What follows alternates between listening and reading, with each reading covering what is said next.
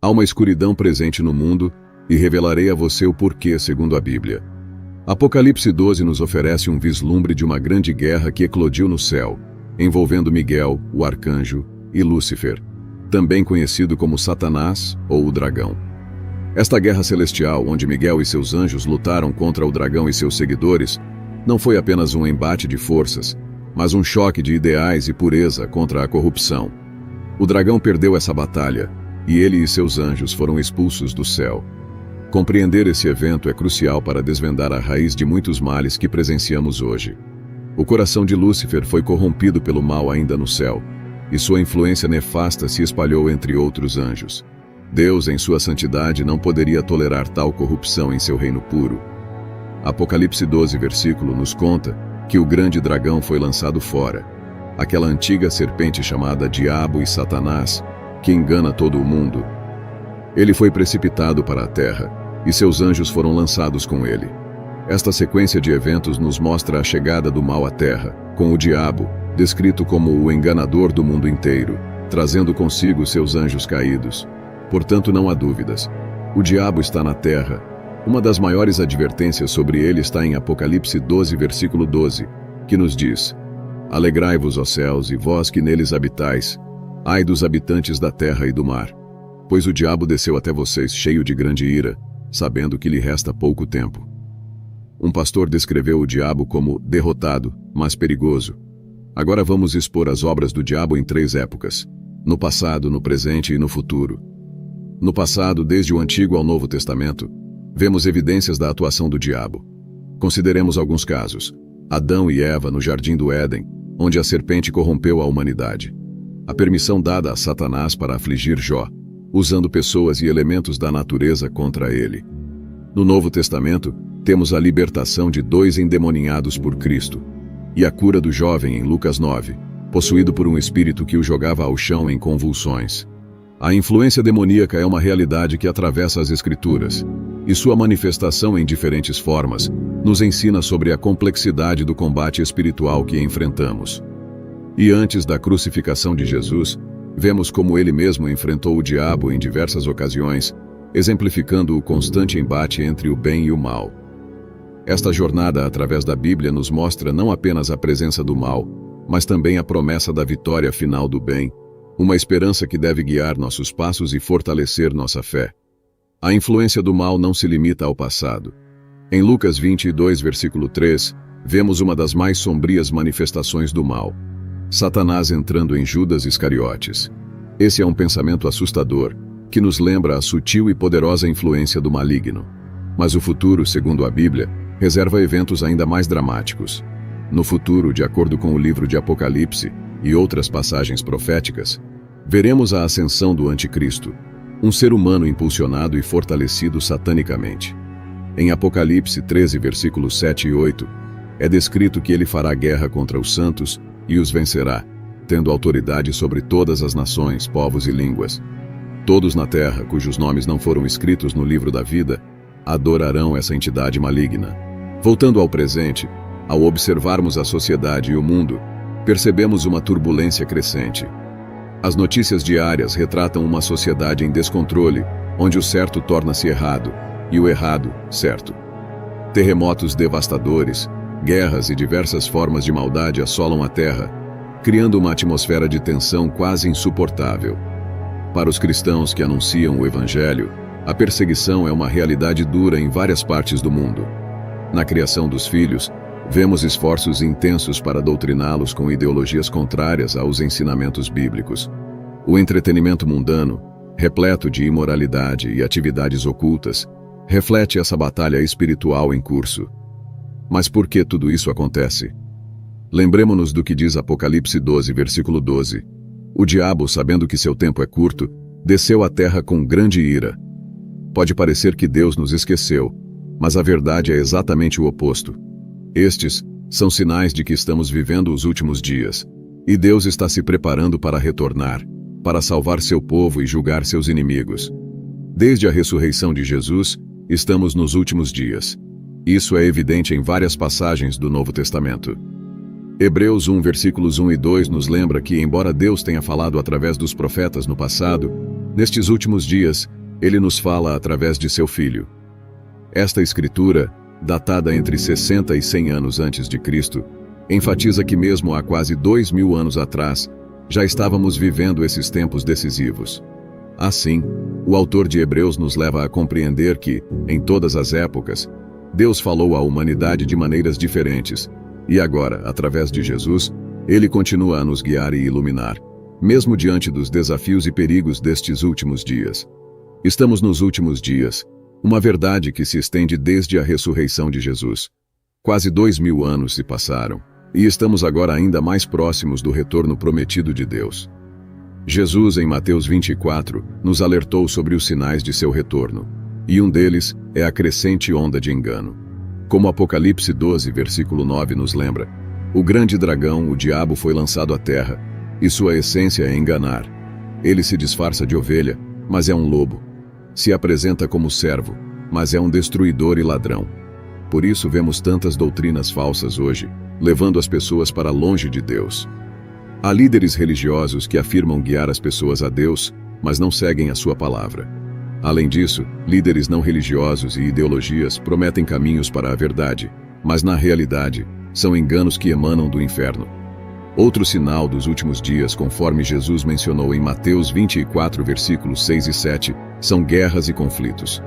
O século passado foi marcado por sangue e violência, com a Segunda Guerra Mundial matando milhões. Hoje a ameaça de guerra ainda paira sobre nós, com conflitos ao redor do mundo. Esses sinais apontam para o fato de que estamos nos últimos dias, e o retorno de Jesus é iminente.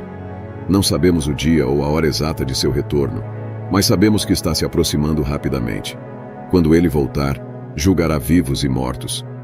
Aqueles que seguiram Jesus receberão a recompensa da vida eterna com o Pai, enquanto os que rejeitaram seus caminhos enfrentarão a punição eterna. A pergunta que se impõe é: você está preparado para o segundo advento de Jesus? Acreditar em Deus não é suficiente. Até os demônios acreditam nisso. A questão crucial é se você se entregou e segue Jesus. Não se trata apenas de acreditar, mas de viver segundo os ensinamentos de Cristo. Portanto, convido você a refletir. Você se submeteu verdadeiramente a Jesus? Sua vida reflete esse compromisso? Em meio a um mundo de enganos e conflitos, nossa esperança e redenção residem em seguir o caminho que Jesus nos mostrou. Caminho esse que nos leva à vida eterna.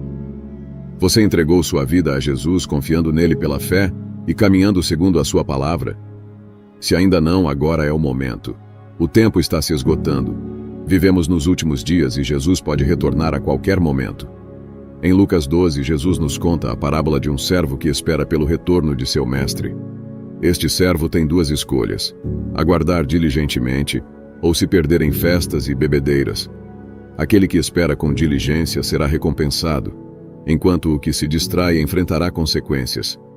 Devemos ser como o servo que aguarda atentamente, prontos para o retorno do Mestre a este mundo fragmentado. Nos últimos dias, a volta de Jesus está mais próxima do que nunca. Para aqueles que seguem o Senhor com diligência, aguarda-se uma recompensa indescritível. Por outro lado, para aqueles que não o fazem, espera-se julgamento e condenação. Agora é o momento de nos voltarmos para o nosso Senhor Jesus.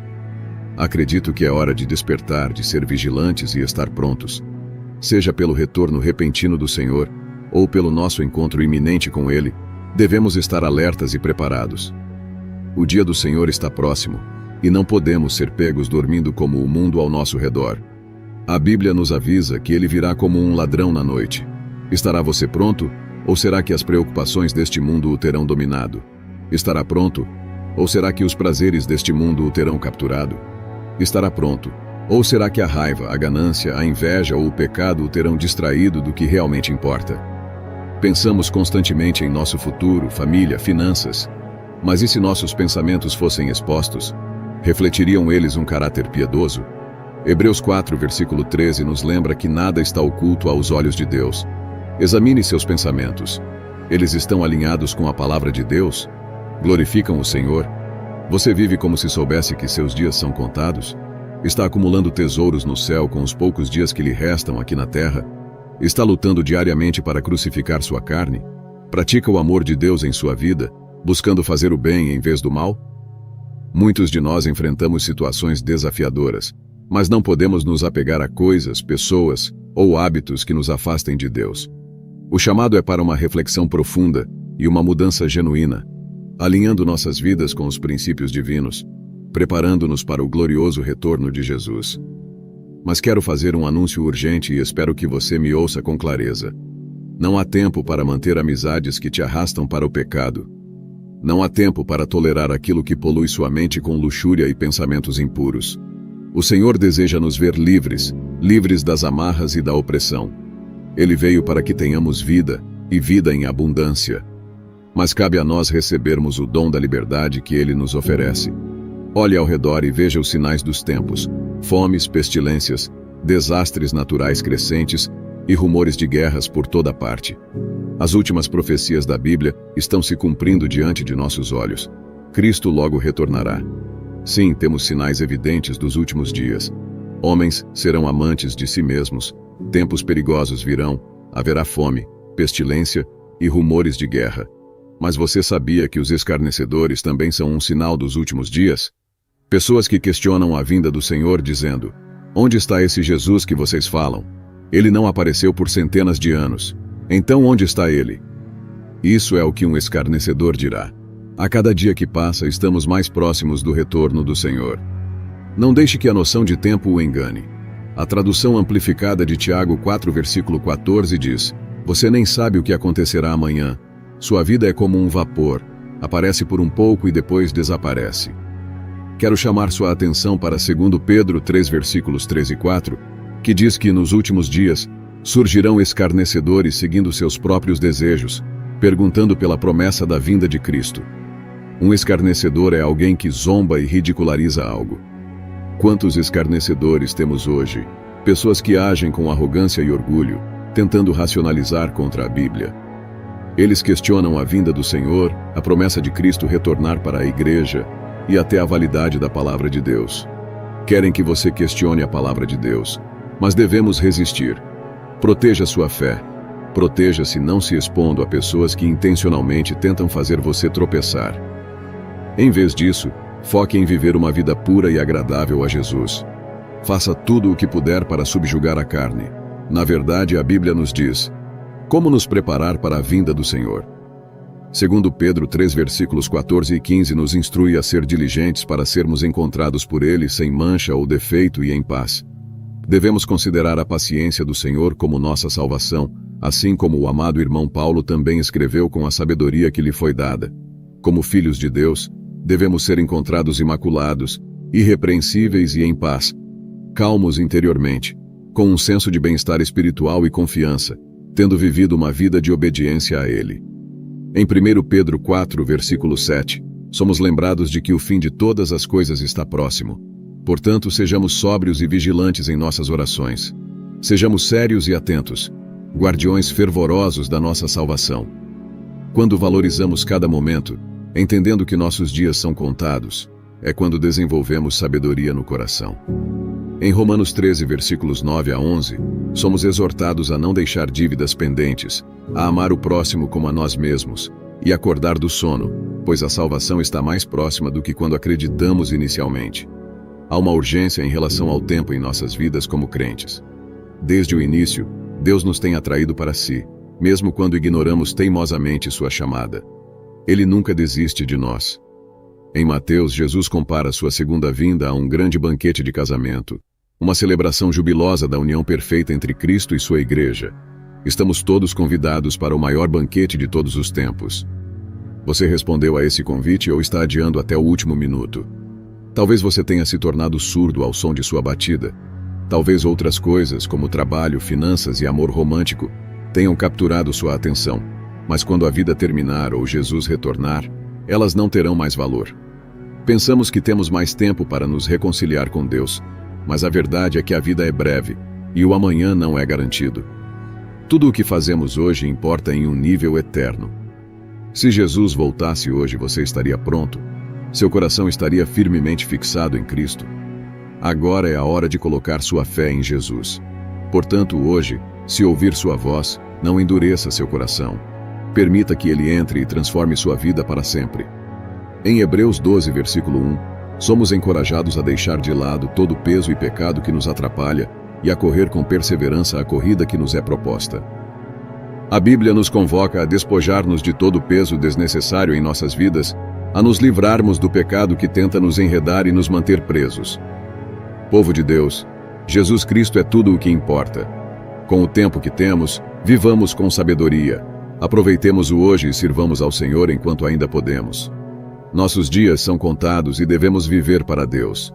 Em tudo o que você faz, coloque Deus em primeiro lugar. Em tudo o que você enfrenta, confie em Deus acima de tudo.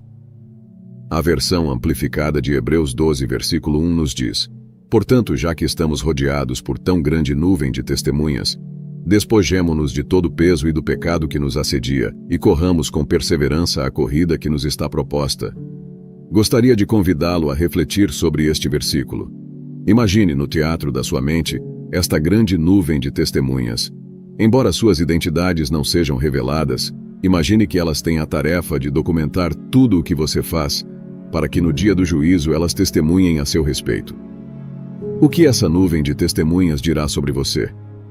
Dirão que não havia dúvida alguma de que Deus era o centro da sua vida, que você viveu uma vida que glorificava Jesus Cristo, que acordava todos os dias com louvor nos lábios e mantinha uma vida de oração forte?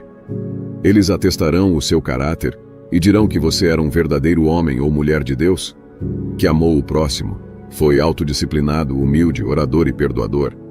Ou dirão que nunca ouviram orar, a não ser quando queria algo, que nunca meditou na palavra de Deus. Por um momento, pense no que esta grande nuvem de testemunhas dirá sobre você.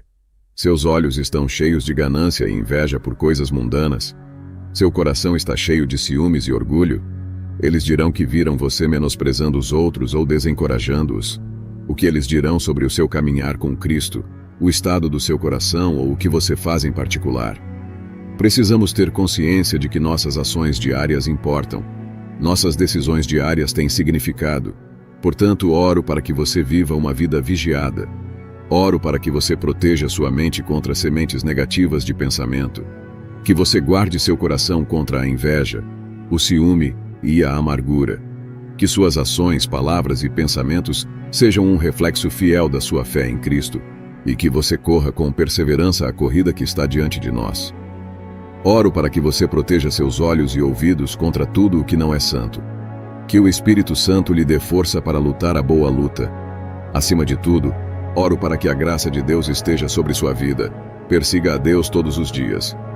Em Apocalipse 3, versículo 20, o Senhor fala à sua igreja dizendo: Eis que estou à porta e bato. Se alguém ouvir a minha voz e abrir a porta, entrarei em sua casa e cearei com ele e ele comigo. Quero também ressaltar o que diz o Salmos 95, versículo 8. Hoje, se ouvirdes a sua voz, não endureçais os vossos corações, como na rebelião. Se ouvir sua voz, não endureça seu coração. A voz que você ouve quando ora, lê sua palavra ou é convencido pelo Espírito Santo. Não endureçamos nossos corações, não entristeçamos o Espírito Santo. Encorajo você a ouvir e responder à batida de Cristo.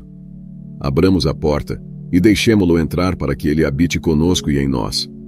Uma vez que façamos isso, ele escreverá nossos nomes no livro da vida. Parte da luta em ouvir a voz de Deus, para muitos cristãos, é devido ao foco nas coisas erradas. É parte do engano do diabo querer que você sinta que tudo, exceto Deus, merece sua atenção total. O diabo quer que você atenda às demandas do mundo, mas não às exigências de Deus para um homem ou uma mulher cristãos. Não sejamos enganados pelo príncipe deste mundo. Não sejamos iludidos pelo maligno, que deseja que nos concentremos nos prazeres e na felicidade temporária que este mundo oferece. O inimigo quer que sejamos despreocupados quanto à vinda de Cristo. Em Lucas 12, versículos 19 e 20, lemos: Direi à minha alma: Alma, tens em depósito muitos bens para muitos anos. Descansa, come, bebe e alegra-te. Mas Deus lhe disse: Insensato, nesta noite te pedirão a tua alma, e o que tens preparado para quem será? Esses prazeres, embora bons e agradáveis, não satisfarão nossas almas nem trarão verdadeira alegria e felicidade. Mas se vivermos nossas vidas para Deus, em obediência à sua palavra e mandamentos, seremos recompensados com a vida eterna e a alegria. Esta é a nossa vocação de vida. Embora estejamos no mundo, não somos do mundo e, portanto, devemos viver para Deus, de acordo com seus padrões e sua vontade. O apóstolo Paulo nos lembra disso em Romanos 12, versículo 2, quando diz: "E não vos conformeis com este século, mas transformai-vos pela renovação da vossa mente, para que experimenteis qual seja a boa, agradável e perfeita vontade de Deus." Romanos 14, versículo 8 nos diz: "Pois se vivemos, para o Senhor vivemos, se morremos, para o Senhor morremos. Assim, quer vivamos, quer morramos, somos do Senhor." Então, o que significa viver para o Senhor?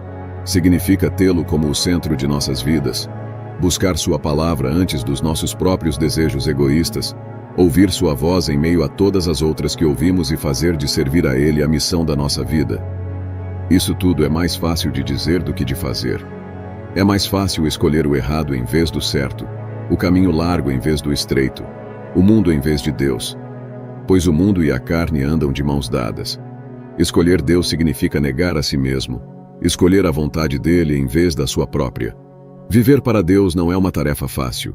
Por isso Jesus nos diz em Mateus 7, versículos 13 e 14: "Entrai pela porta estreita, porque larga é a porta, e espaçoso, o caminho que conduz à perdição, e muitos são os que entram por ela. Porque estreita é a porta e apertado, o caminho que conduz à vida, e poucos são os que a encontram." O caminho estreito pode ser cansativo e difícil de percorrer, mas acredite, vale a pena.